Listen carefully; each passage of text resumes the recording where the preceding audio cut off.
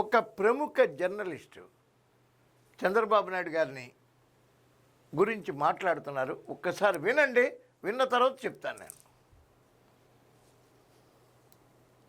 The Nizam built Hyderabad, the Britishers built the second city Sikandrabad, and then Chandrababu Naidu built Cyberabad. Today you are on to another project to build another city, Amravati.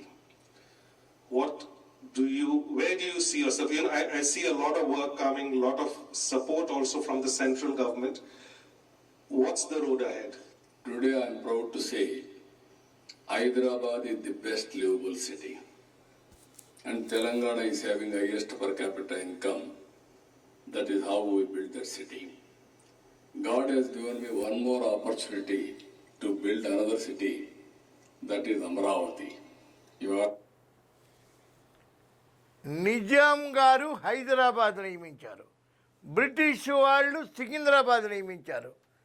తర్వాత ఎన్నో దశాబ్దాల తర్వాత సైబరాబాద్ నిర్మాత మన చంద్రబాబు నాయుడు గారు.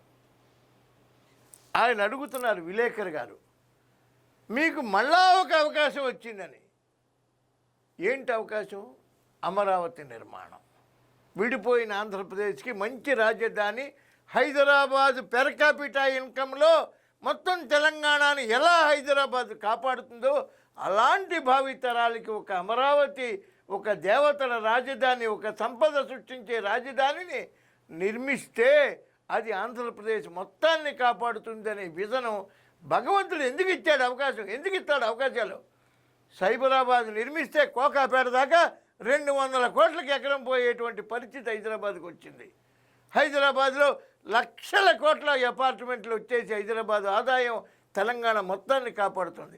అలాగే అమరావతిని కనుక అద్భుతంగా తయారు చేస్తే అది బెస్ట్ లివబుల్ సిటీగా చక్కగా రిటైర్డ్ వాళ్ళకి అందరికీ కూడా ఆనందం, ఆరోగ్యం అన్నీ ఇచ్చేటువంటి ఒక రాజధానిని కనుక సంపద సృష్టించే రాజధానిని నిర్మించే అవకాశం చంద్రబాబు నాయుడు గారికి భగవంతుడు ఇచ్చాడు. ఇది భగవత్ సంకల్పం, 100% భగవంతుడి సంకల్పం మాత్రమే ఇది. జై చంద్రబాబు నాయుడు గారు, జై అమరావతి.